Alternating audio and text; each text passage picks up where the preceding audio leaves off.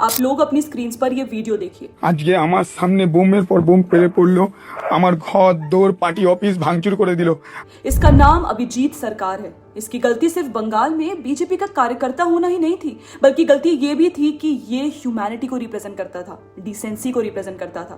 और शायद इसीलिए ममता बनर्जी के टीएमसी गुंडों ने उन 5 छोटे पपीज के साथ इसकी भी निर्मम हत्या कर दी। दोस्तों, बंगाल में ममता बनर्जी की सरकार द्वारा तानाशाही के कई उदाहरण आपने सुने होंगे, लेकिन 2021 की इस क्रूरता की कहानी में केवल अभिजीत सरकार ही विक्टिम नहीं था, बल्कि वो 5 छोटे छोटे पिल्ले भी थे।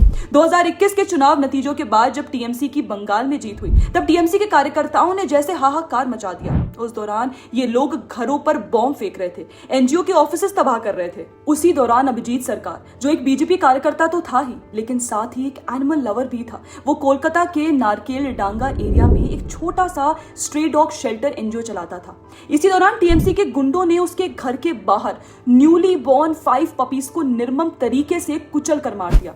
और ये सब सोचिए लोकल पुलिस के सामने हो रहा था। इसके बाद अभिजीत सरकार फेसबुक लाइव पर आकर रोते हुए इस घटना के बारे में बताते हैं और वहां के कुछ लोकल टीएमसी नेताओं के नाम भी लेते हैं। बस उसी के बाद कुछ लोगों का झुंड उसके घर आता है, उसे घसीट कर बाहर ले जाता है, उसके गले के अराउंड टीवी की केबल बांधकर उसे खूब पीटा जाता है, उसका सर फोड़ दिया जाता है और उसी केबल से उसका दम घोटकर उसकी जान ले ली जाती है। इसके बाद अभिजीत की फैमिली न्याय की मांग करती है, लेकिन केस को ममता सरकार द्वारा दबाया जाता है। लोकल पुलिस कोई सहायता नहीं करती, सीसीटीवी कैमरास हटा दिए जाते हैं। अभिजीत की बॉडी को मॉर्ग में करीब 4 महीने तक रखा जाता है ताकि कोई डीएनए सैंपल ना मिल सके, और सेकेंड ऑटोप्सी करने से भी मना कर दिया जाता है। आरोपियों को राज्य सरकार द्वारा पूरा कवर अप मिलता है।